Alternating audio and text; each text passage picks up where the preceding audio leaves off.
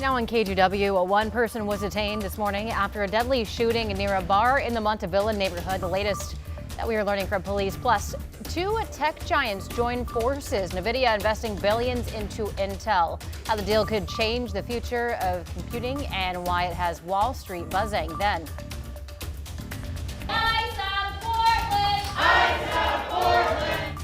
So chance inside Portland City Hall was there, and a showdown over the ICE facility near Portland's south waterfront, why the city says the facility broke promises to the community, and the new violation notice being issued. And later. What drives the Oregon wine industry is that smaller 5,000 case winery. Oregon's wine harvest is in full swing, but some winemakers say their workers are feeling the pressure. Coming up, a look inside one vineyard to see how the 2025 vintage is rolling in. KGW News at noon starts right now.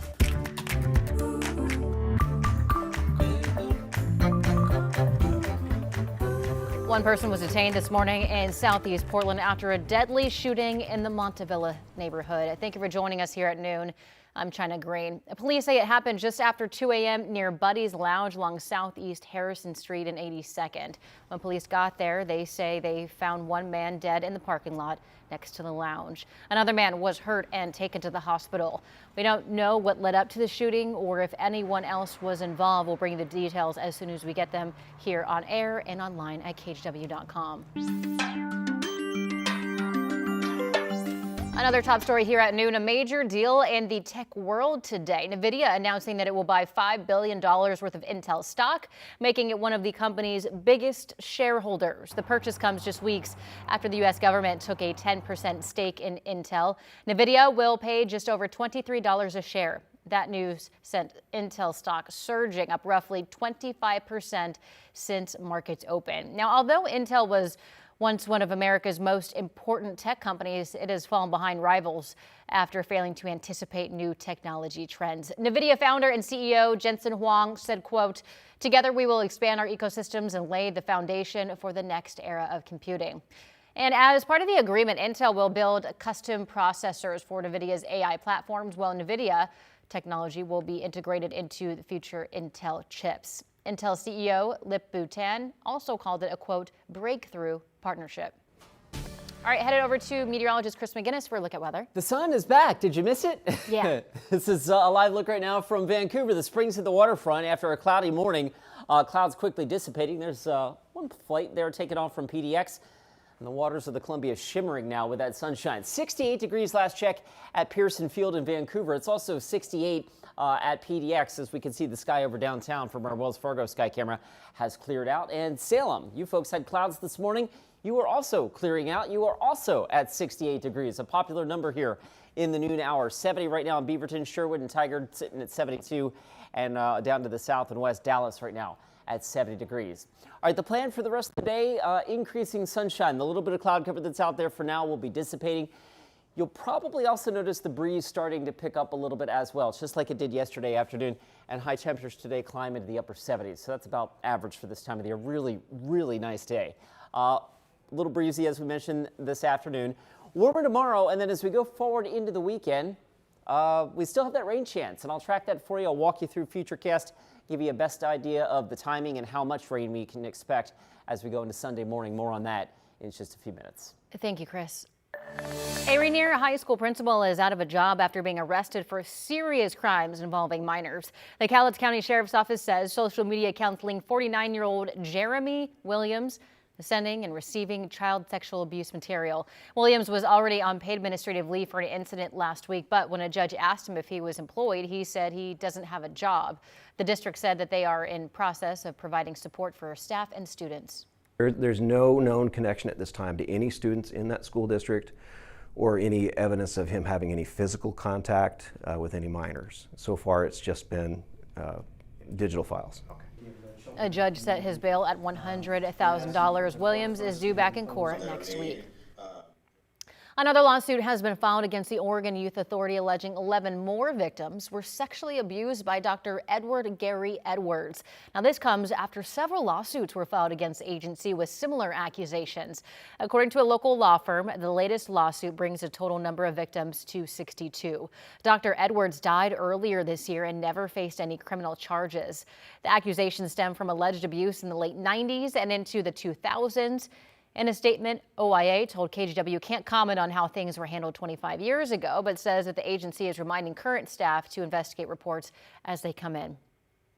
Meantime, police say an explosive device was found inside a public bathroom at Sunset Beach State Park near Astoria. Park staff alerted state police of a suspicious backpack in the bathroom Tuesday morning. Police bomb technicians responded and rendered the device safe. Now, state parks did not find any other suspicious devices, leading police to believe that it was an isolated incident.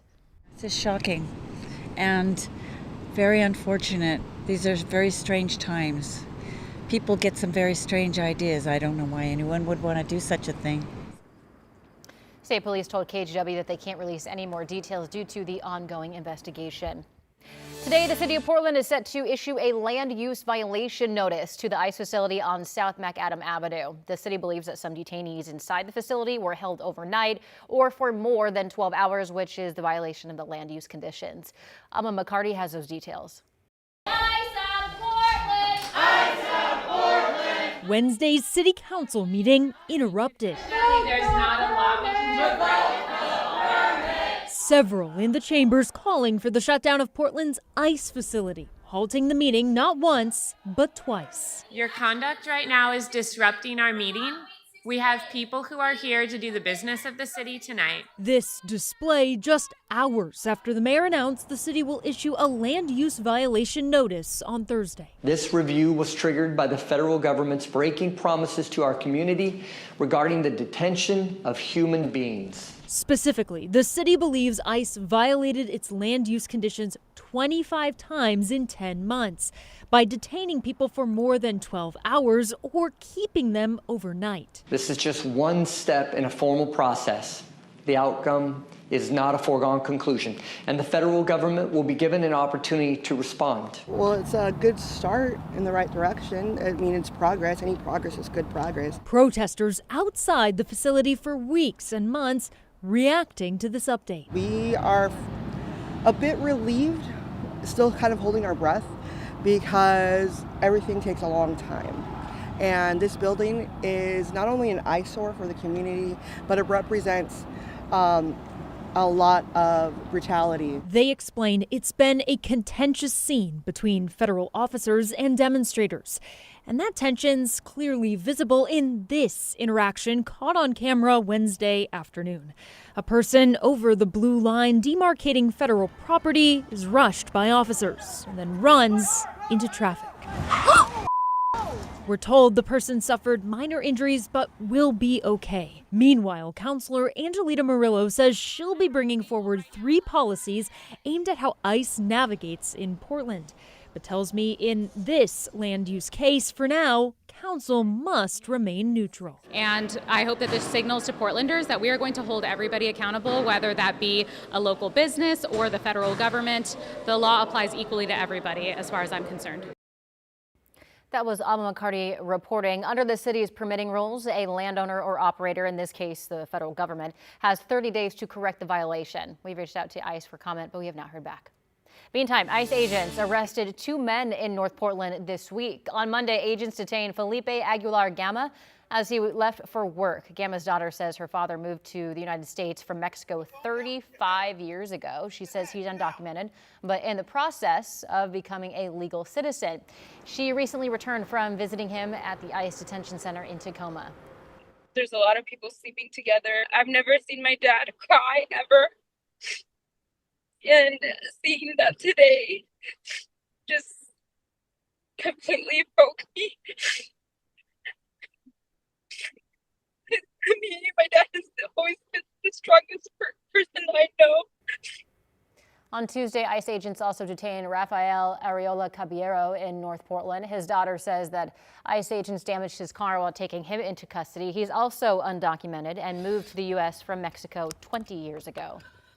The chief of staff for Portland City Councilor Candace Avalos says Avalos allocated nearly $20,000 from her office's budget to fund a trip to Vienna, Austria. And her 2 staff members went to the city's social housing model. Her chief of staff says city councilors must submit estimates for the maximum amount that they might spend. Budget staff will then reconcile the actual cost. But here's a breakdown that they provided us. Avalos and 2 staff members budgeted a little more than $6,700 for flights, $3,900 for hotel, almost $2,000 for food each day, and then about $100 for transportation and $7,000 in program fees. The total estimated cost came to under $20,000 here, or just over $6,500 a person. Now, we reached out to councilors Mitch Green and Jamie Dunphy, who accompanied Avalos, to ask how much each spent on the trip.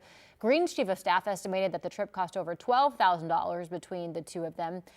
Each city councilor has an office budget of about $1.4 million and have discretion on how much to spend and on what.